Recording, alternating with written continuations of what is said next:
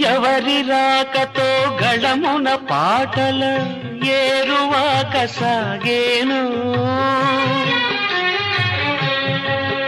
ఆ వసంత మాసపు కుల గోత్రాలను ఎలకోయిల అడిగేనా. ఎవరి పిలుపుతో పులకరించి పురివిప్పి తనువు ఊగేనో. ఆ తొలకరి మేఘపు గుణగణాలకై నెమలి బెదుకులాడేనా. నా కన్నులు చూడని రూపం, గుడిలో దేవత ప్రతిరూపం, నీ రూపం